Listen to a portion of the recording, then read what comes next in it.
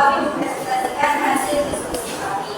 Nah, sebelumnya itu, sebelum kita masuk materi selanjutnya, ADP-nya saya memperkenalkan diri dulu. Perkenalkan, nama saya Luternita sebagai moderator dan juga pemateri pertama, dan teman saya. Perkenalkan, nama saya Sophie.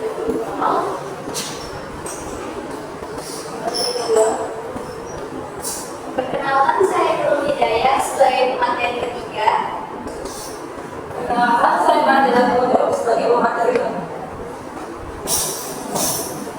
Nah, baik, kita masuk ke materi kita.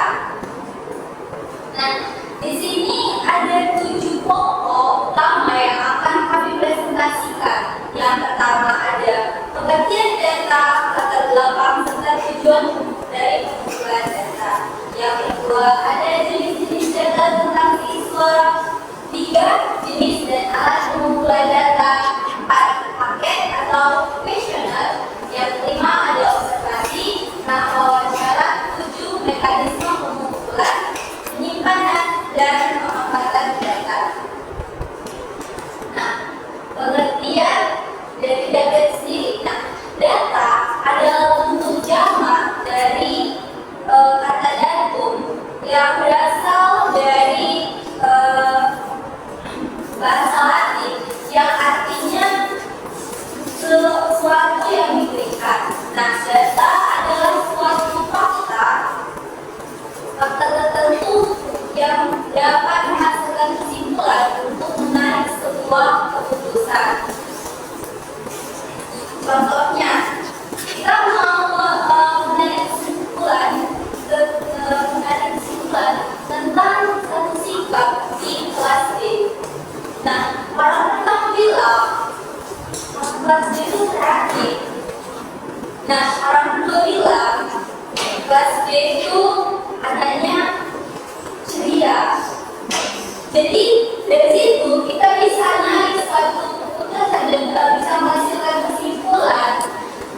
Oh, berarti anak kelas B itu semuanya aktif, kreatif, dan ceria ya. Gitu. Nah, itu adalah salah satu teknik pengumpulan data dari wawancara. Nah, oke, latar belakang dari pengumpulan data itu, pengumpulan data dibutuhkan untuk menguji hipotesis penelitian secara empiris. Nah, data yang dikumpulkan ditentukan oleh variabel-variabel yang ada di dalam hipotesis itu sendiri. Tujuan dari pengumpulan data itu sendiri adalah untuk memperoleh sebuah informasi yang dibutuhkan sehingga mencapai tujuan penelitian. Kita masuk ke variabel. Nah, variabel adalah faktor atau aspek yang dapat diukur, diamati, dan dimanipulasi. Tujuannya adalah untuk mengetahui hal yang kita uji itu benar atau tidak. Nah, di sini ada 5 jenis variabel. Yang pertama, variabel independen. Nah, variabel independen ini kadang bisa juga disebut variabel bebas. Nah, variabel independen ini adalah variabel yang mempengaruhi perubahan pada variabel lainnya. Yang kedua ada variabel dependen atau variabel pilihan. Nah, variabel dependen ini adalah variabel yang dipengaruhi oleh variabel independen tadi. Yang ketiga ada variabel moderator. Nah, variabel moderator ini adalah variabel yang mempengaruhi arah variabel independen dan juga dependen. Yang keempat ada variabel intervening. Nah, variabel intervening ini adalah variabel yang menjelaskan hubungan antara variabel independen dan dependen. Yang kelima ada variabel kontrol. Nah, variabel kontrol ini adalah variabel yang dijaga atau dikendalikan agar tidak mempengaruhi hubungan antara variabel independen dan dependen. Nah, baik, selanjutnya ada jenis-jenis data tentang siswa.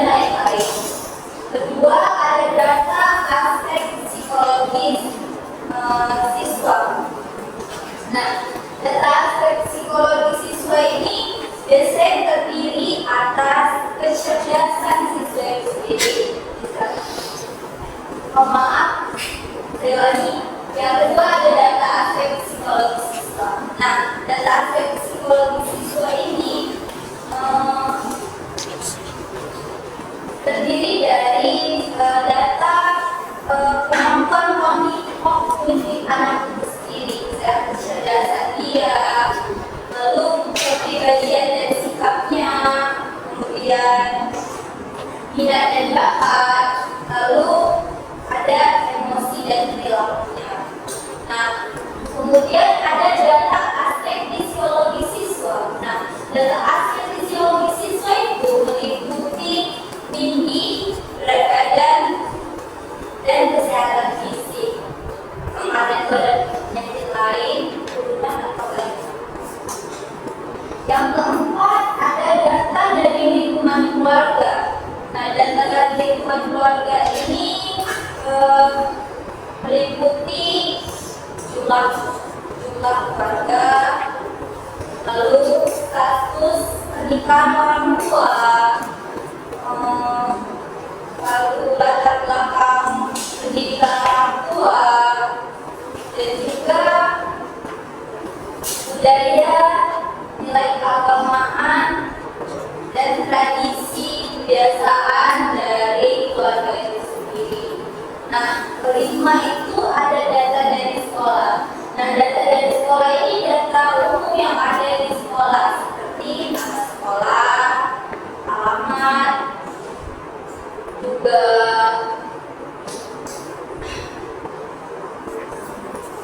data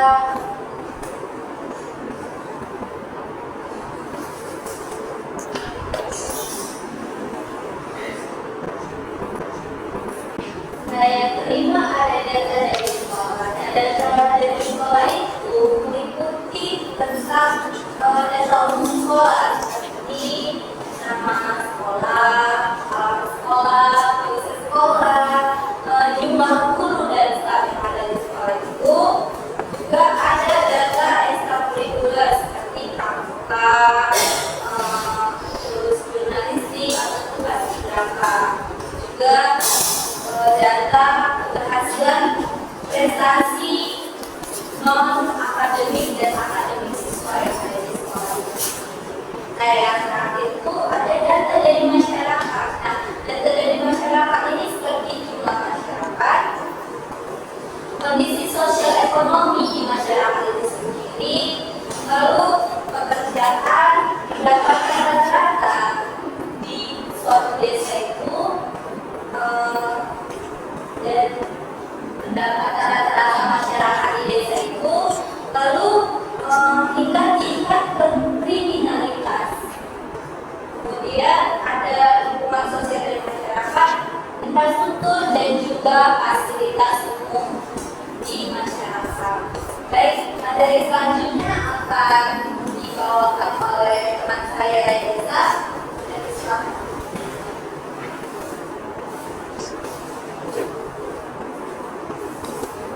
Baik, di sini saya mau menjelaskan tentang jenis dan alat pengumpulan data.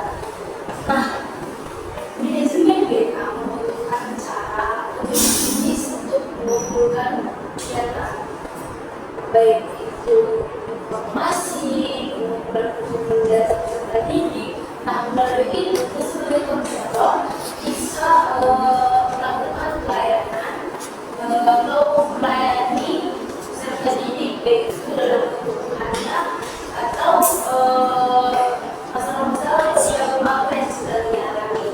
Nah, di sini ada yang pertama ada alat non-test. Alat non-test adalah alat pengumpulan data yang tidak menggunakan pengumpulan baku atau skor ataupun angka.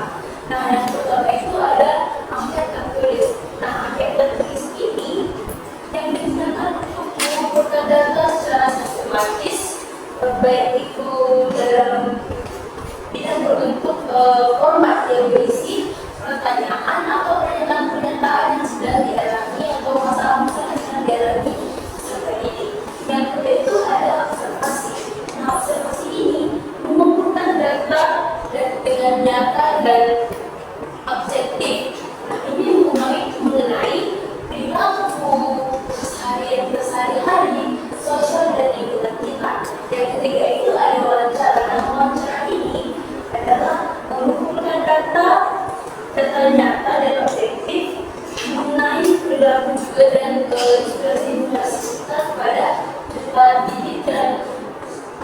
menggali informasi-informasi atau menekankan dalam pengamatan kita kepada peserta didik. Nah, selanjutnya itu ada AUM ini singkatan dari alat ungkap masalah. Nah, alat ungkap masalah ini adalah mengidentifikasi dan memenangkan masalah-masalah yang ada atau yang dialami oleh peserta didik. Nah, ini dapat diisi misalnya berupa angket. Nah, angket ini berisi pertanyaan, pernyataan, atau mungkin berisi jenis-jenis masalah yang sedang dialami siswa pada saat ini dalam lingkungan atau sekolahnya. Nah, yang selanjutnya itu nomor 2 ada alat tes. Nah, yang pertama alat tes ini adalah alat pengumpulan data yang digunakan untuk mengukur secara kuantitatif aspek psikologi dan kemampuan peserta didik. Yang pertama itu ada tes intelijensi. Tes intelijensi ini bisa juga disebut sebagai tes IQ.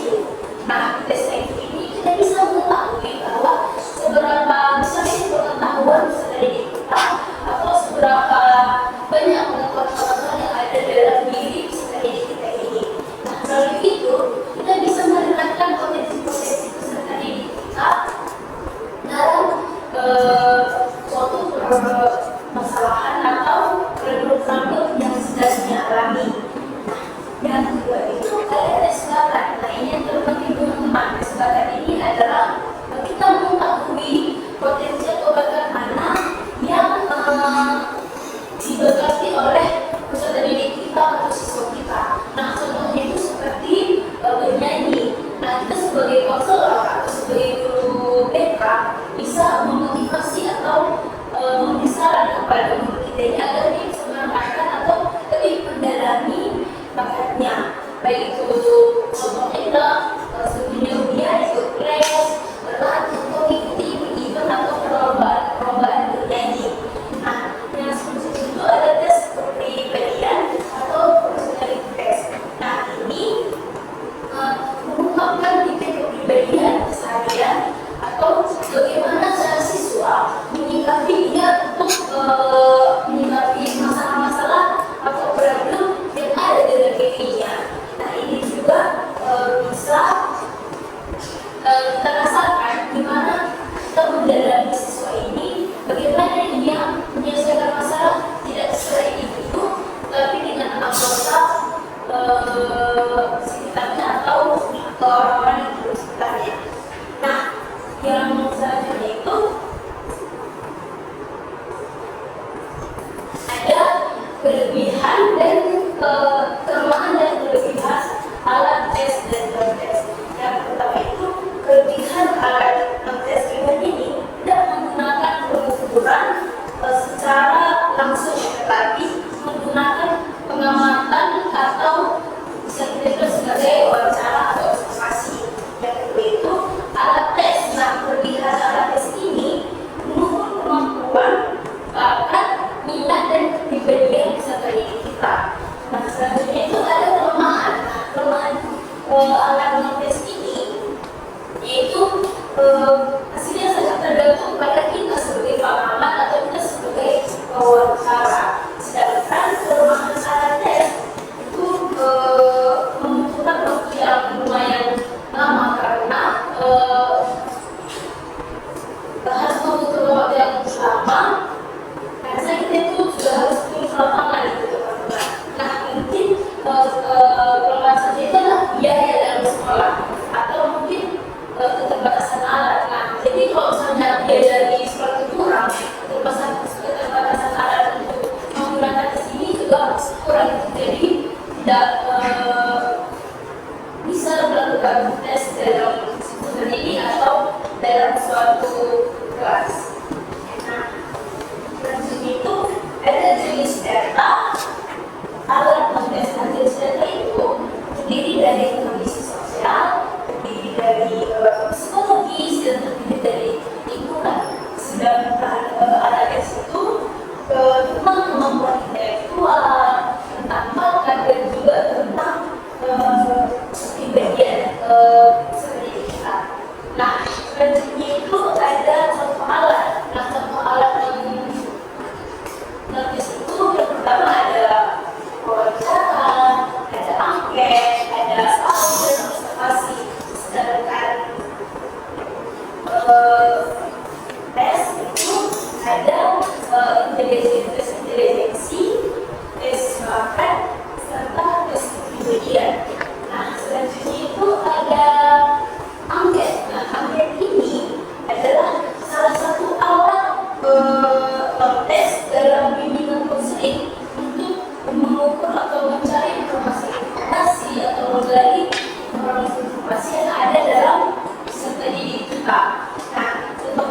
angket ini terdiri dari pertanyaan, pernyataan yang sedang dialami atau yang masalah sering ada dalam kehidupan diri kita.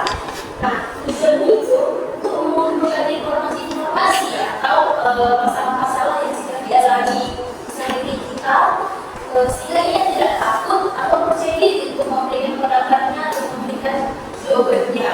Nah, jenis-jenis angket itu, yang pertama ada bebas menjawab sesuai pendapat dan pilihan yang disediakan.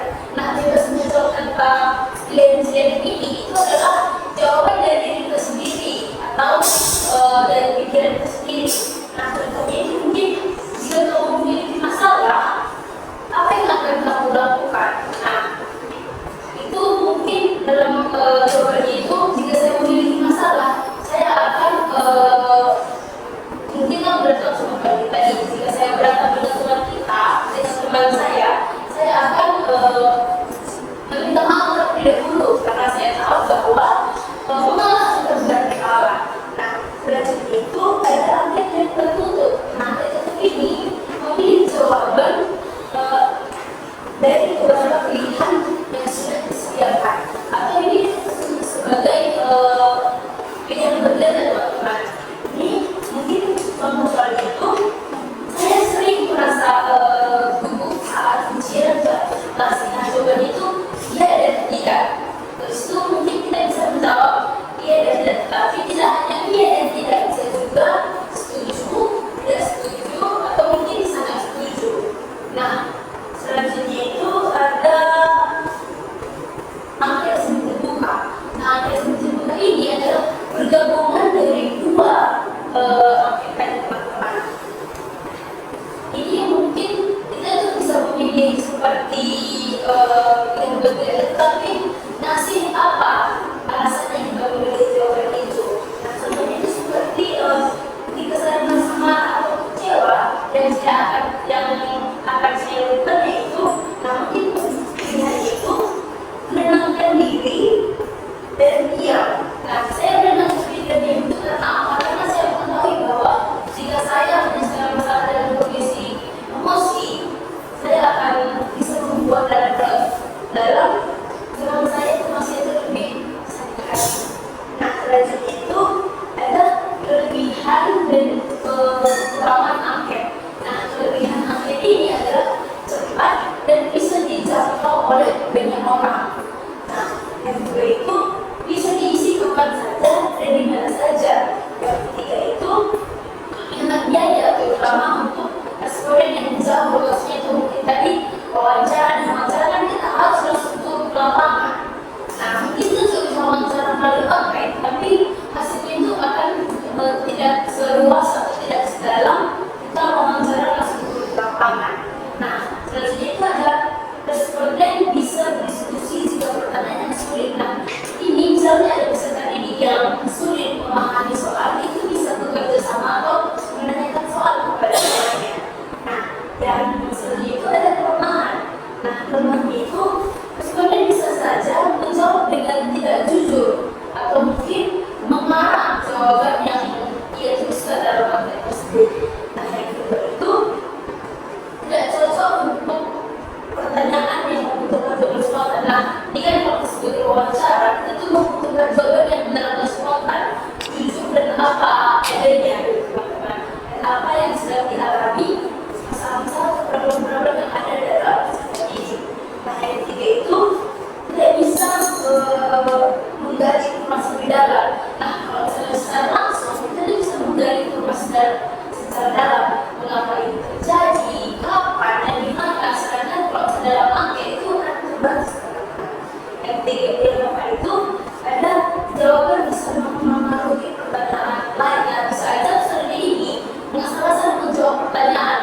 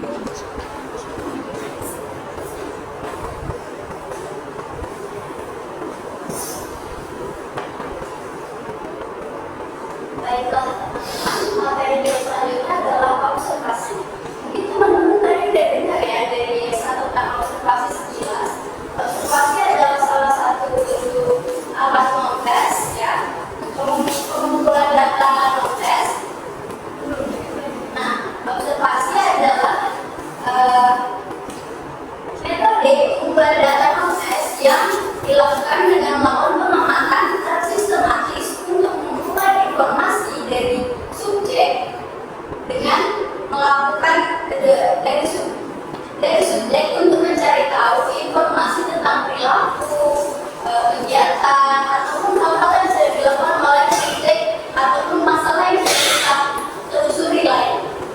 Selanjutnya ada manfaat observasi menurut Nasution dari tahun 1988. Yang pertama, memahami konteks secara menyeluruh.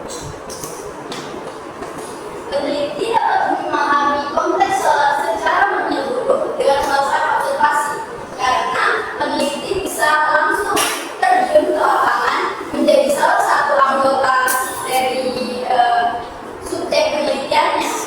Misalnya dia bisa ikut, dia melakukan penelitian ke suatu desa, dia mencari tahu tentang adat istiadatnya, dia bisa langsung masuk menjadi, dia bisa tinggal di desa tersebut untuk mempelajari adat istiadat tersebut. Yang kedua, ada memperoleh pengalaman langsung. Seperti yang saya bilang, mereka itu kan bisa langsung menjadi anggota nih kan, bisa tinggal untuk mengalami, untuk merasakan apa-apa aja sih yang dilakukan sama masyarakat adat tersebut untuk bertahan hidup, untuk mengembangkan kebudayaannya dan segala macamnya. Yang ketiga adalah ada melihat hal-hal yang terlewatkan. Kalau seandainya kita melakukan wawancara atau kuesioner, biasanya itu responden bisa aja nggak berkata jujur atau tidak terbuka ya teman-teman. Nah, jadi melalui observasi, peneliti bakalan dapat melihat secara langsung apakah benar apa yang dikatakan oleh responden, apakah benar apa yang terjadi di sekitaran lingkungan responden itu seperti itu atau tidak. Yang keempat, ada menemukan hal-hal tersembunyi. Bisa aja kan waktu kita melakukan wawancara atau kuesioner tuh responden merasa takut, tertekan, kayak nggak tahu nanti si wawancara ini bakalan ngumbarin masalah aku nih gitu. Jadi dengan melakukan observasi, peneliti bisa menemukan hal-hal tersembunyi dari yang dialami oleh si responden. Yang kelima, ada mengungkapkan hal di luar persepsi responden. Jadi kita itu bakalan terpacu dengan apa yang dikatakan responden aja. Kita bisa melihat secara langsung hal-hal yang terjadi di lingkungan sekitar dan membuat kesimpulan dan pemahaman baru agar tidak terfokus pada kepada persepsi responden aja. Karena kan pasti ada pendapat-pendapat lain, ada pandangan-pandangan lain terkait suatu masalah tersebut.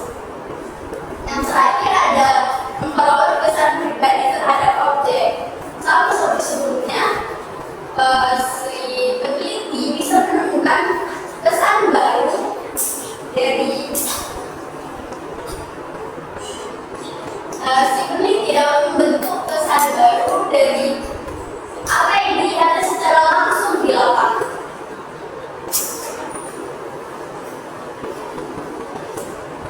Nah, selanjutnya ada macam-macam observasi. Yang pertama ada observasi partisipatif. Di sini peneliti terlibat langsung sebagai anggota atau masuk ke dalam suatu tempat, suatu wilayah sebagai salah satu dari subjek penelitian tersebut.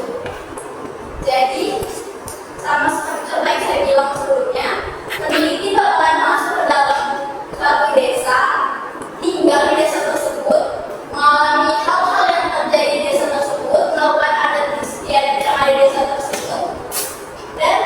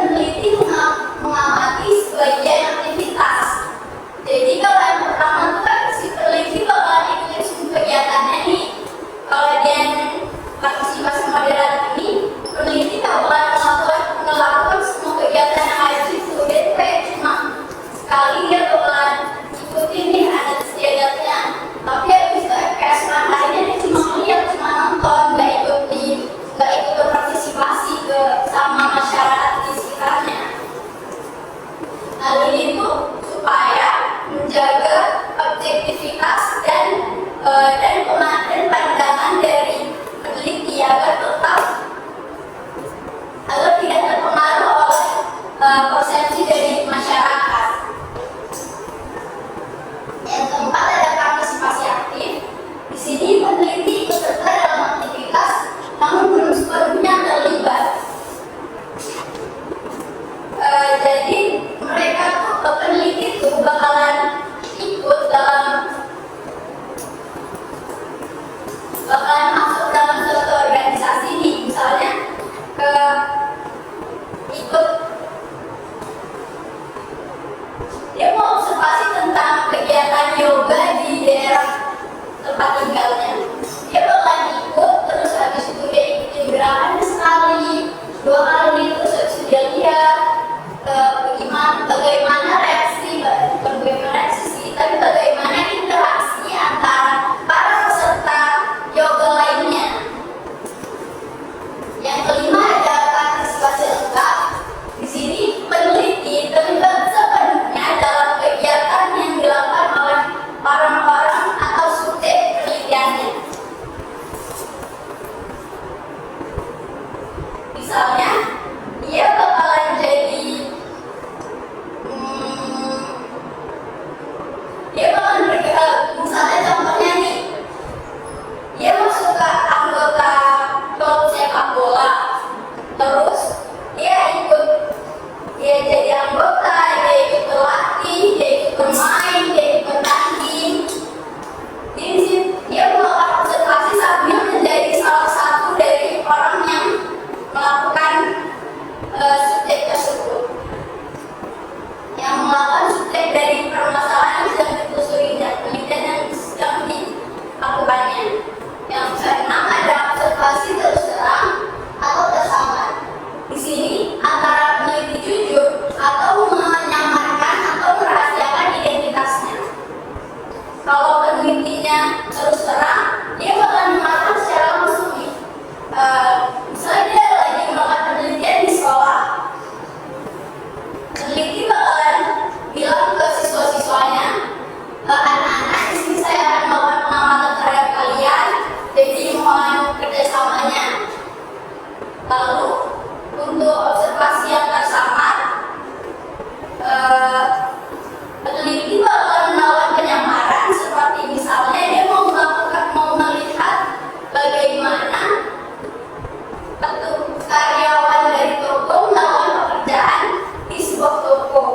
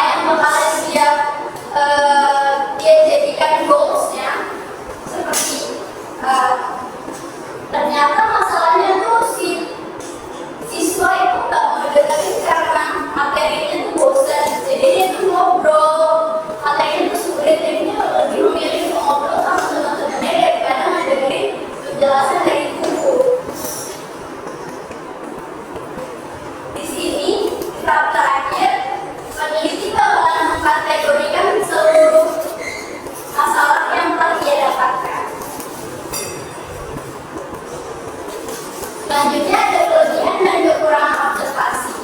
Di sini kita bisa lihat ya, ada observasi partisipasi, observasi non partisipasi, dan observasi kuasi partisipasi.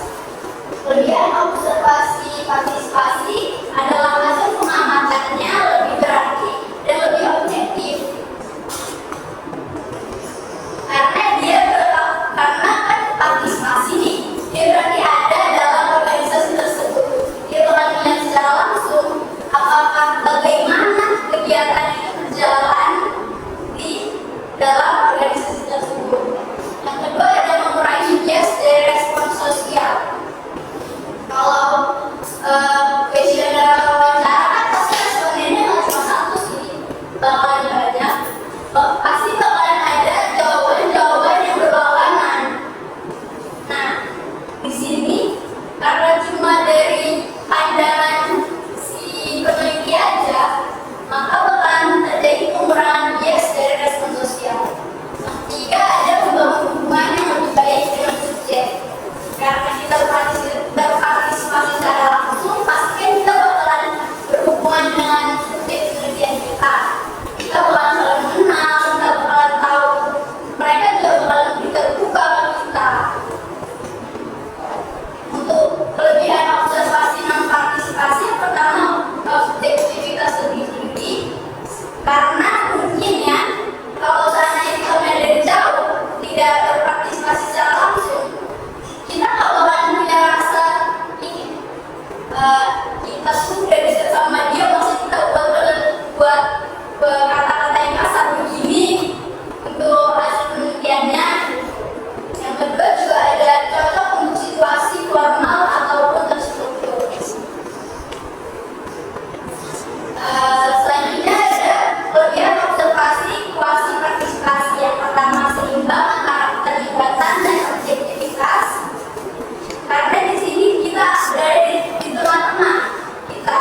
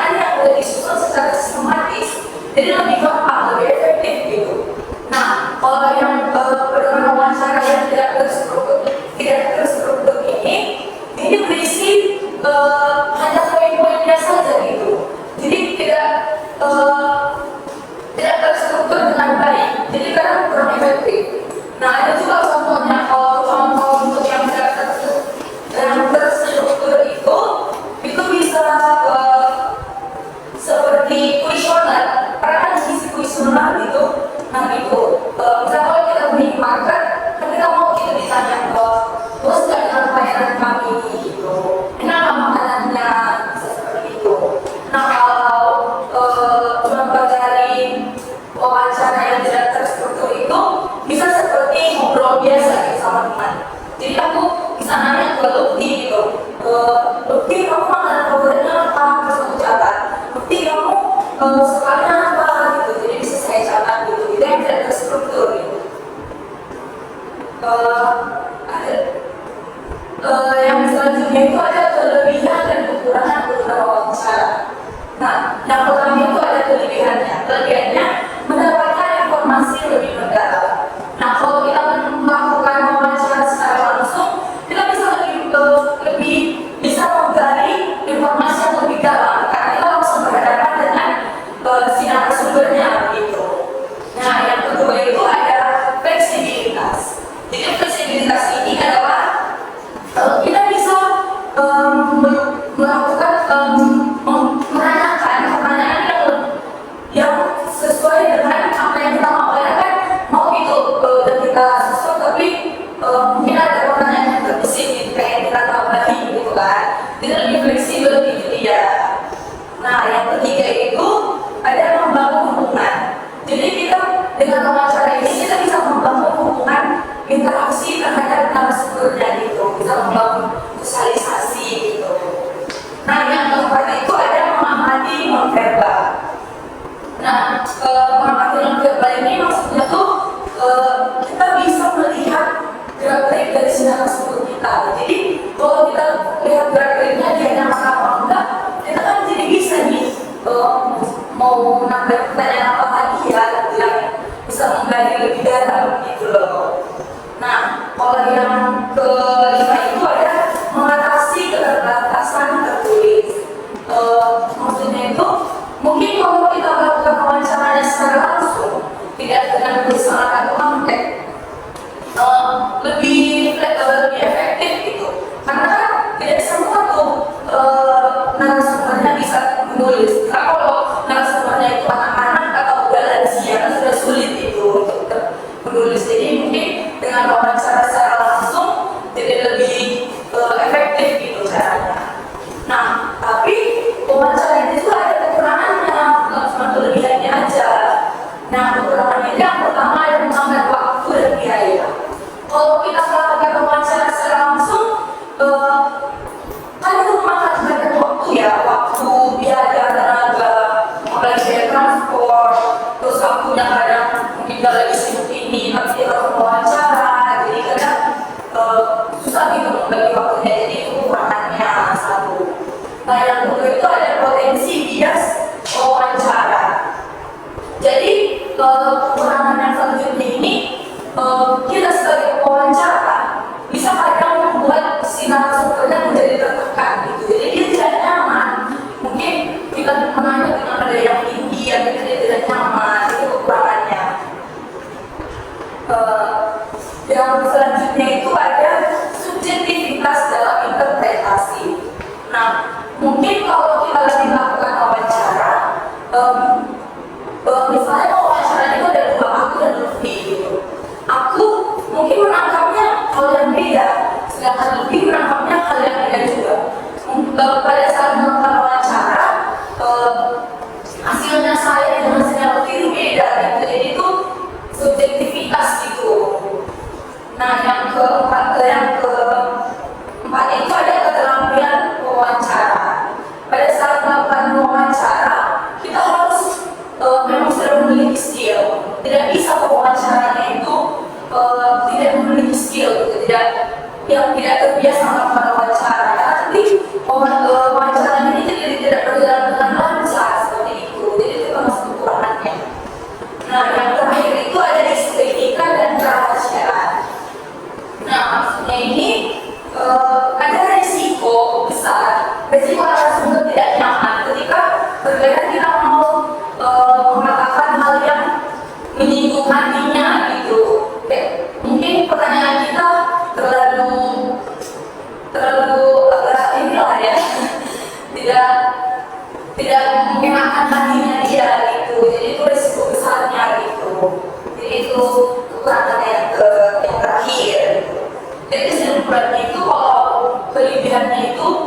bisa ngobrol secara biasa saja tapi dapat info yang detail, tapi kekurangannya itu ya resikonya besar, membuat sebenarnya bisa sangat nyaman gitu.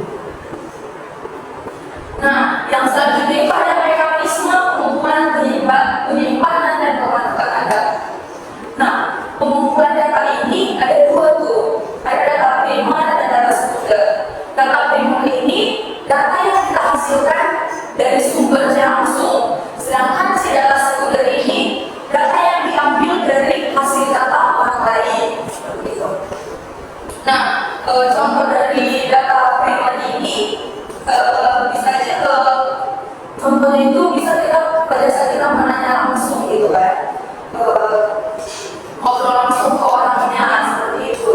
Sedangkan kalau data sekunder ini itu bisa seperti kita ambil artikel dari internet, misalnya bentuk makanan khas Indonesia apa aja gitu, itu kan data orang lain itu, bukan data kita gitu. Itu bedanya sama si data primer. Nah, jadi kesimpulannya data primer ini kita cari sendiri dari sumbernya langsung, sedangkan si data sekundernya itu milik orang lain, tidak milik kita. Nah, pada saat kita mengumpulkan data itu ada proses pengolahan data, itu ada 4: pengumpulan data, pembersihan data, integrasi data, dan regresi data. Nah, saya akan menjelaskannya satu-satu.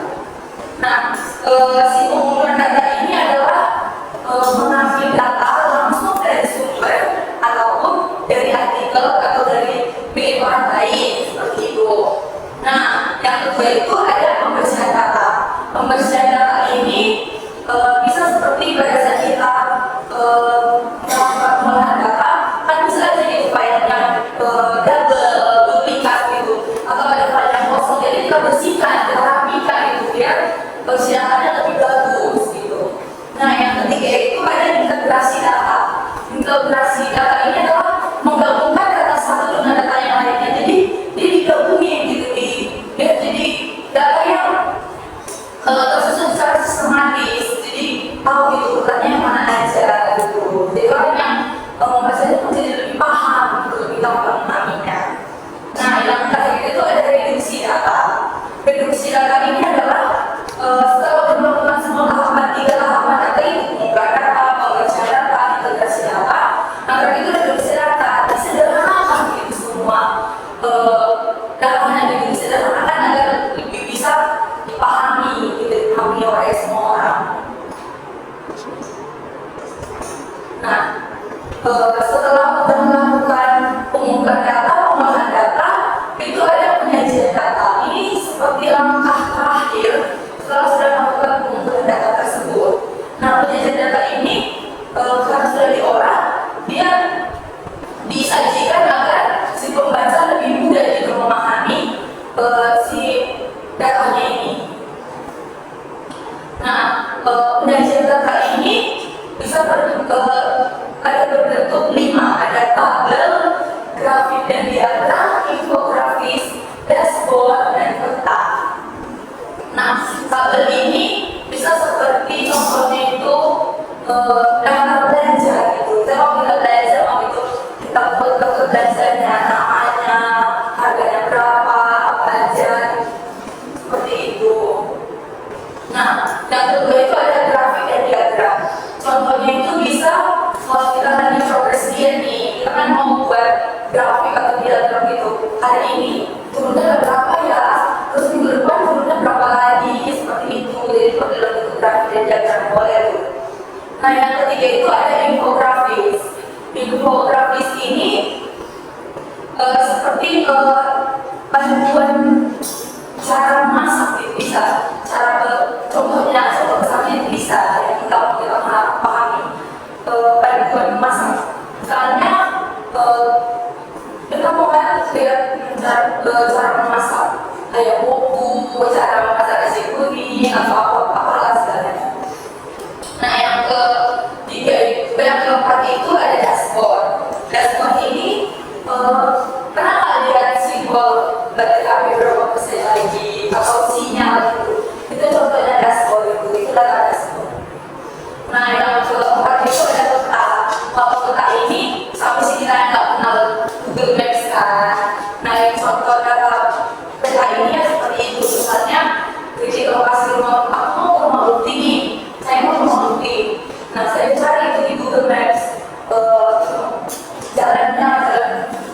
apa, nomor berapa, dari mana itu suatu tempat. Nah, ya penjelasan yang mungkin saya paparkan, saya kembalikan kepada moderator.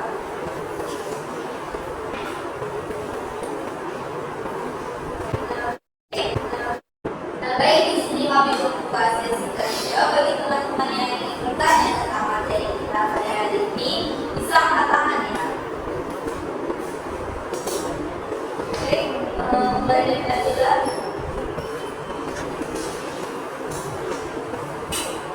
Saya menjelaskan dari kelompok 4 ini bertanya apa saja sih tantangan yang bisa dihadapi oleh peneliti dalam proses pengumpulan data melihat contoh konkret.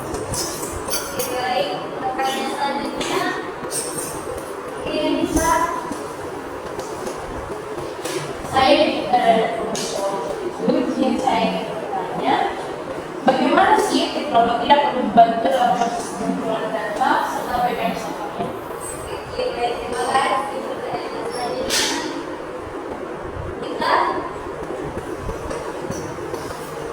Perkenalkan, saya kita teman-teman dari kelompok 4 ini bertanya bagaimana cara memahami data yang telah dikumpulkan dan apa saja manfaat dalam Baik, ada lagi. Oke, Nasya, silakan.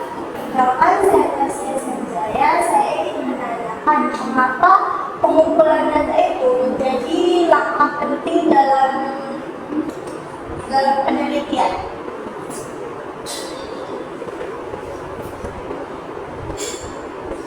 Baik, terima kasih atas pertanyaan dan teman-teman semua. Tanpa waktu, izinkan saya memberikan jawaban atas pertanyaan dari Nabila tadi. Nah, pertanyaannya tadi, apa saja tantangan yang dihadapi oleh peneliti saat melakukan penelitian?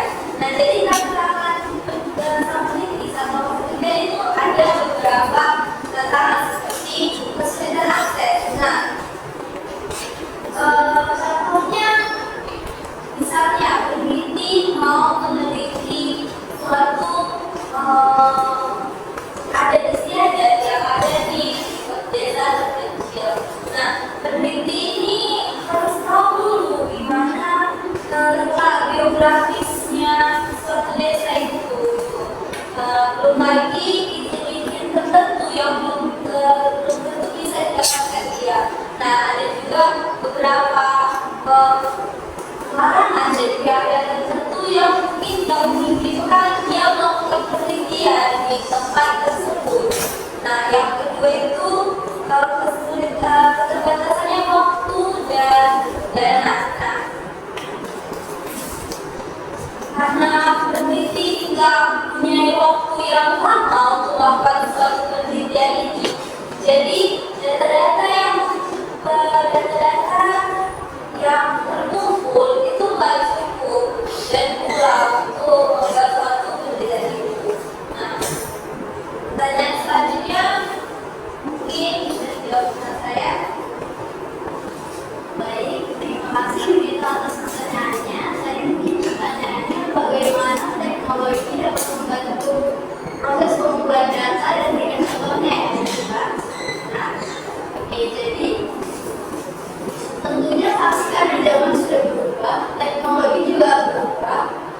Kita sekarang bisa menggunakan banyak alat, bisa menggunakan handphone untuk mencari untuk mengakses data-data yang mungkin akhirnya kita tuh harus survei sendiri, harus observasi sendiri, harus cari tahu sendiri lah semuanya. Tapi sekarang kita bisa tinggal buka handphone dan cari datanya.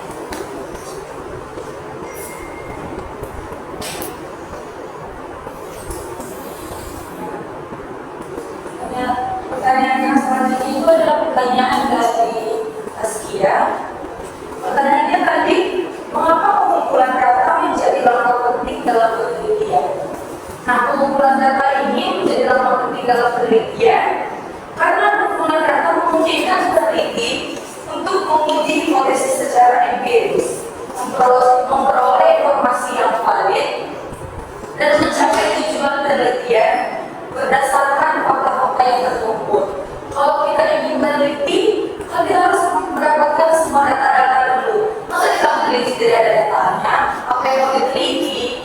Jadi kan kita harus mengumpulkan data. Itu kan berarti yang hal-hal yang saya jelaskan tadi dari pengolahan data, pengolahan data sampai ke penyajian data. Jadi semuanya harus dilakukan pengumpulan data agar si peneliti tahu kalau itu ada bukti nyatanya, ada faktanya gitu. Apakah pertanyaan jawaban saya dapat diterima? Sebenarnya tadi sudah bahas dulu jawabannya juga